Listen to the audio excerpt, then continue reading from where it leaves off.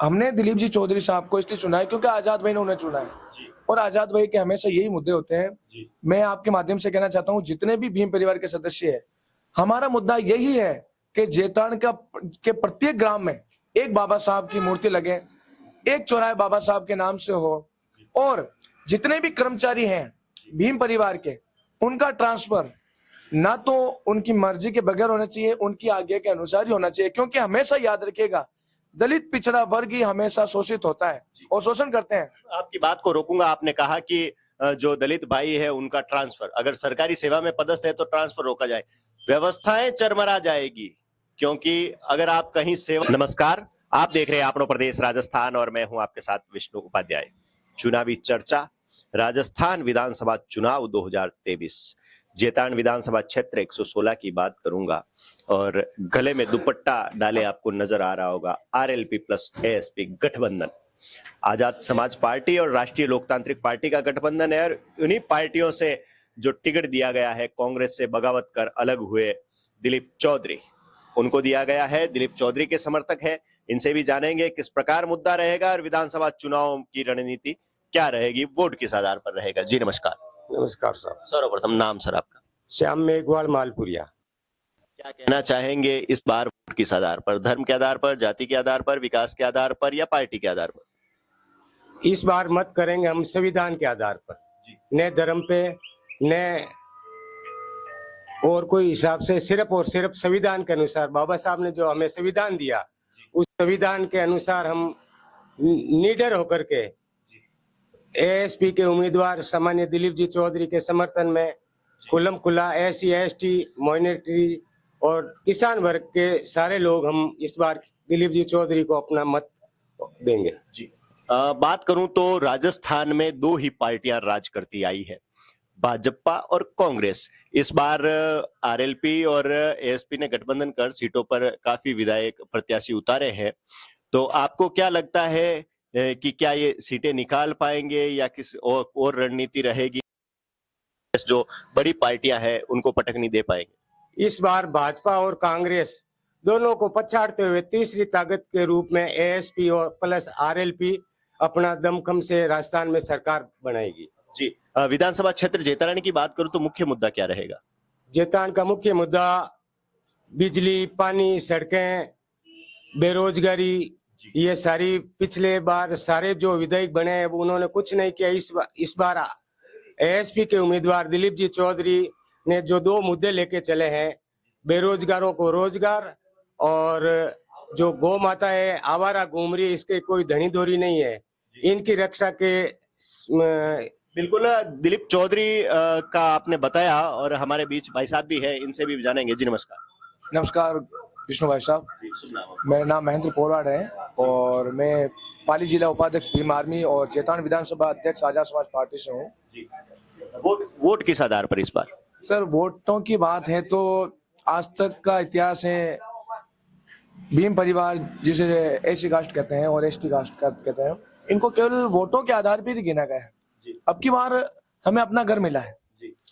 आजाद भाई चंद्रशेखर आजाद भाई साहब ने जितना संघर्ष किया है उसकी तो हम मतलब कोई बराबरी नहीं कर सकते, मगर हम चाहते हैं कि अब की बार जो जेतान में आरएलपी और एएसपी का गठबंधन हुआ है तो भीम आर्मी को आधार स्तंभ प्रदान किया है आदरणीय दिलीप जी चौधरी साहब ने। और हम ये चाहते हैं कि देखिए, मैं तो हमेशा कट्टर अम्बेडकरवादी हूँ, तो उसमें मैं अपने मुद्दे शिक्षा, बेरोजगारी और जो भी दूसरे मुद्दे हैं वो तो आप किसी भी इंटरव्यू में जाओगे, किसी भी नेताओं के पास जाओगे, किसी भी कार्यकर्ताओं के पास जाओगे, ये तो है। मैं तो हमेशा यही चाहूंगा, मैं अगर पर्सनल अपने विशेष बताऊं आपको मुद्दे चुनाव के, हमने दिलीप जी चौधरी साहब को इसलिए चुना है क्योंकि आजाद भाई ने उन्हें चुना है और आजाद भाई के हमेशा यही मुद्दे होते हैं। मैं आपके माध्यम से कहना चाहता हूँ, जितने भी भीम परिवार के सदस्य है, हमारा मुद्दा यही है कि जेतान के प्रत्येक ग्राम में एक बाबा साहब की मूर्ति लगे, एक चौराहे बाबा साहब के नाम से हो और जितने भी कर्मचारी हैं भीम परिवार के, उनका ट्रांसफर ना तो उनकी मर्जी के बगैर होना चाहिए, उनकी आज्ञा के अनुसार ही होना चाहिए। क्योंकि हमेशा याद रखिएगा, दलित पिछड़ा वर्ग ही हमेशा शोषित होता है और शोषण करते हैं। आपकी बात को रोकूंगा। आपने कहा कि जो दलित भाई है उनका ट्रांसफर, अगर सरकारी सेवा में पदस्थ है तो ट्रांसफर रोका जाए, व्यवस्थाएं चरमरा जाएगी।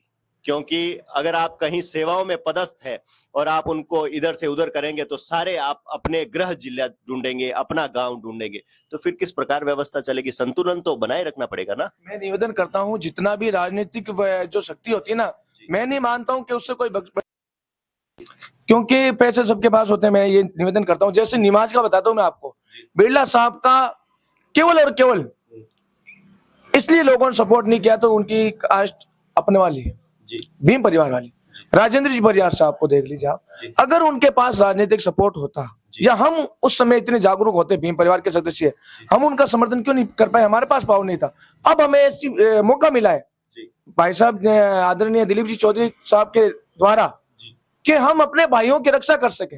जिस प्रकार चंद्रशेखर जी आजाद ना तो संसद के सदस्य हैं ना विधानसभा के सदस्य हैं, उनके बावजूद भी उनके इतनी पावर है, इतनी शक्ति है संविधान के द्वारा मिली हुई। तो हम चाहते हैं कि राजनीतिक मंच पर हम क्यों ना आए, हम क्यों हमेशा लोगों की दरिया बिछाएं? हम ये चाहते हैं कि जो राजनीतिक अधिकार के आधार पर लोग हमारा शोषण करते हैं, हम उस शोषण से मुक्ति चाहते हैं। आप क्या कांग्रेस से आजाद समाज पार्टी के विचार मिलते हैं? मैं कह रहा हूं ना, मैं कट्टर मैं ये पूछ रहा हूँ कि विचार मिलते हैं या नहीं? विचारों से तो देखिए, मेरी बात सुनिए, उनका आधिपत्य बहुत टाइम से है। अब हम जैसे राजस्थान में जैसे विचार की बात कर रहा हूँ, विचार मिल रहे हैं या नहीं? मुझे नहीं लगता मिलेंगे। तो क्या उन्हीं विचारों से तो दिलीप चौधरी आते हैं जो कांग्रेस में काफी समय तक रहे हैं? मैंने यही तो निवेदन किया है, हमें आधार स्तंभ मिल रहा है। अब जैसे अगर हम 2023 में अभी हमारा कैंडिडेट खड़े करते आजाद समाज पार्टी से यहाँ पे भीम परिवार का, तो हमारी गिनती 1 से स्टार्ट होती। अब दिलीप जी चौधरी साहब जीतेंगे 100%, इसमें कोई दो राय नहीं है। आने वाले 2028 का जब चुनाव होगा तो हमारी गिनती 50,000 60,000 से स्टार्ट होगी। जी बिल्कुल, आपको जिस चेहरे की तलाश थी वो चेहरा मिल गया आपको। क्यों आप इसी प्रकार के कैंडिडेट की आपको जरूरत थी और उसी प्रकार का कैंडिडेट आपको मिला है जिससे आसानी हो। बिल्कुल, जब पिछली बार हमारा इंटरव्यू लिया था आजाद समाज पार्टी, हमारे पास कोई कैंडिडेट थे मगर वो इतने मतलब अपने छवि जमाने वाले थे जरूर। मैंने पहले भी आपको कहा था, जो निर्णय पार्टी लेगा, आपने ये भी कहा था एसपी और आरएलपी का गठबंधन हो सकता है, और मैं अब आपकी भावनाओं को कदर करता हूँ, आपकी भविष्यवाणी सत्य हो गई। विष्णु भाई को धन्यवाद देता हूँ, और हमें इतना बड़ा आधार मिला है। मैं बताऊं आपको, एक मंत्री, पूर्व मंत्री, वो हमारे कैंडिडेट बन रहे हैं, इससे बड़ी खुशखबरी क्या होगी हमारे लिए? बात आगे की करूं तो आरएलपी, जिस पर आरोप लगता है सुप्रीमो हनुमान बेनीवाल पर कि जाट राजनीति करते हैं, तो क्या आरएलपी अपना सिंबल यहां इसलिए नहीं दे पाई कि दिलीप चौधरी भी जाट है और फिर आरएलपी के सिंबल से अगर चुनाव लड़ते तो ये हो जाता कि जाट राजनीति हो गई? तो क्या इसलिए केतली का चुनाव चिन्ह मिला है? ये बहुत बढ़िया क्वेश्चन पूछा और कई जनों ने हमसे पूछा भी है।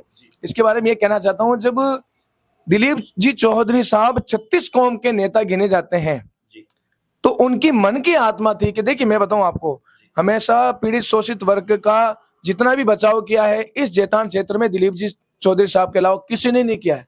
100% बात है। और अगर ऐसी विचार रखने वाला हमारी पार्टी से टिकट लाता है, और उनकी विचार था, वहां पे कहा भी था कि अब आप आरएलपी से टिकट, उन्होंने कहा नहीं, 36 कौम का नेता बनना है और मैं दलित शोषित भाई, जो पिछड़े भाई हैं, उनको मुझे आगे लाना है, तो हम उनका साथ लेंगे और इन विश्वास दिलाएंगे कि हम और वो एक ही हैं। आगे की बात करूं तो मेघवाल समाज द्वारा दिलीप चौधरी से हटकर सुरेंद्र गोयल को समर्थन देना क्या आपकी जानकारी में? देखिए, जानकारी तो है, मगर मैं बताऊं आपको, देखिए समाज में अपनी अपनी विचारधारा सबकी होती है, इसमें कोई दो राय नहीं है। ये मैं कह दूं कि मैं 20 आदमी को लेकर गया, और जैसे मैं डोली समाज से आता हूँ, जयकार समाज से आता हूँ, तो मैं 20 आदमी का लेकर जाऊं और मैं कह दूं कि मैंने फलान जी को समर्थन दे दिया, कि वो मानेंगे आप? वो कभी नहीं माना जाएगा। ये हो सकता है कि उनके पास जो न्यूज रिपोर्टर हैं या दूसरे वाले कोई भी है, उनके माध्यम से वो अफवाहें फैलाना चाहते होंगे।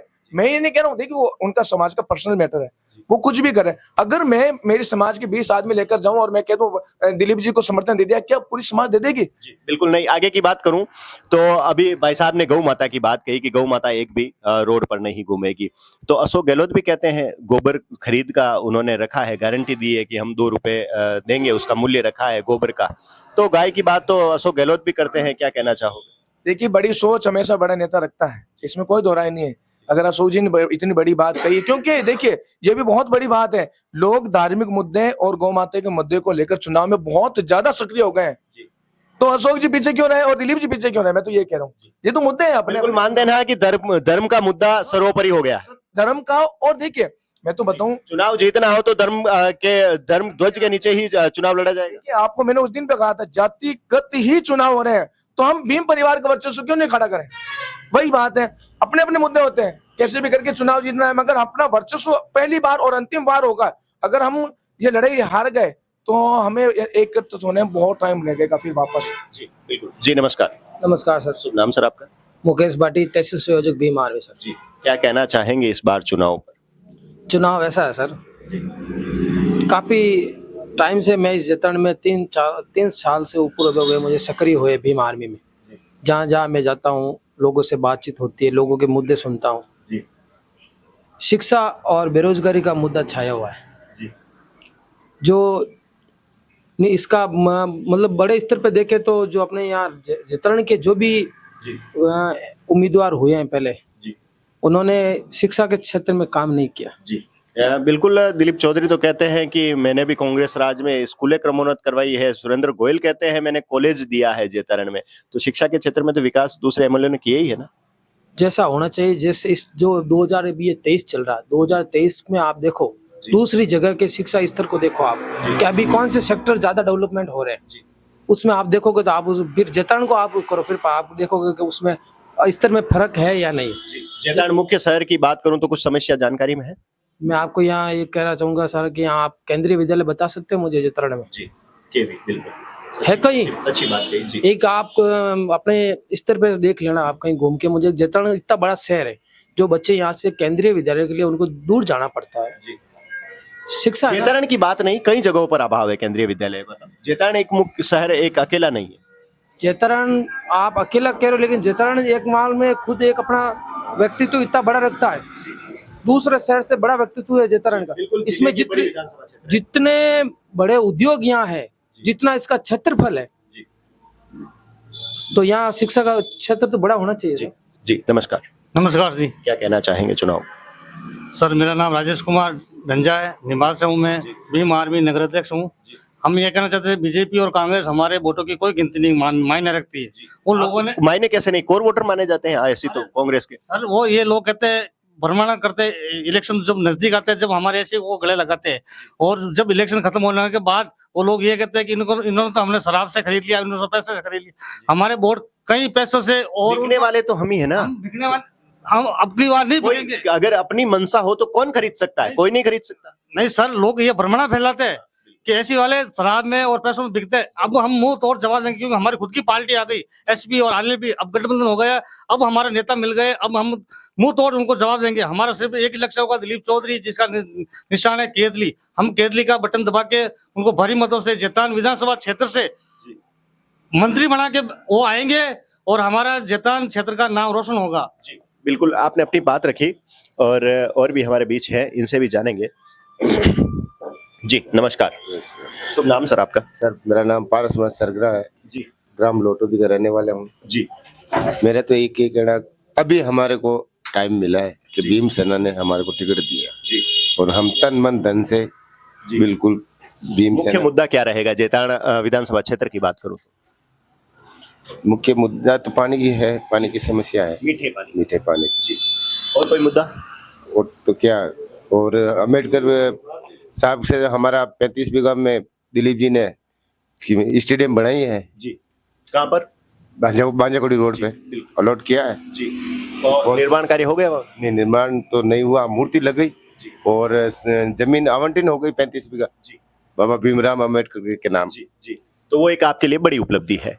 जी नमस्कार। नमस्कार। शुभ नाम सर आप? दूधाराम। जी, क्या कहना चाहेंगे चुनाव? मैं यूं कहना चाहता हूं कि भीम आर्मी के हमारे सुप्रीमो जो चंद्रशेखर जी आजाद साहब है, उन्होंने टिकट दिया, आरएलपी और एएसपी का गठबंधन होने की वजह से दिलीप जी चौधरी को टिकट दिया है। दिलीप जी चौधरी हमारे विकास पुरुष जननायक है और वास्तव में पार्टी ने जो सही निर्णय लिया, अब वो चुनाव लड़ रहे हैं और हमें ऐसे विकास पुरुष की आवश्यकता थी जो दिलीप जी चौधरी है। लोगों का तो कहना है कि कांग्रेस को पटकनी देने के लिए और कांग्रेस सीट ना निकाल पाई इसलिए खड़े हुए। ऐसा बिल्कुल गलत है। बाकी एकमात्र दिलीप चौधरी ही विकास करेंगे जेतान क्षेत्र के लिए, और इन्होंने एक विशेष उपलब्धियां दी है, जैसे शांतिवन पार्क जो आज दिन तक जेतान में 100 बीघा में आवंटन है, वो चल रहा है शांति पार्क, और अब भीमराव अंबेडकर स्टेडियम उसकी सैंक्शन भी हो गई है, अब टेंडर लगे हैं। अब आचार संहिता की वजह से काम बंद है, वो भी इंडोर का काम चालू होगा और ऐसे विकास पुरुष की आवश्यकता है। जी बिल्कुल, आप कुछ कहना चाहेंगे? नमस्कार सर, मेरा नाम भगवान राम है, पृथ्वीपुरा से हूँ, बावरी समाज से।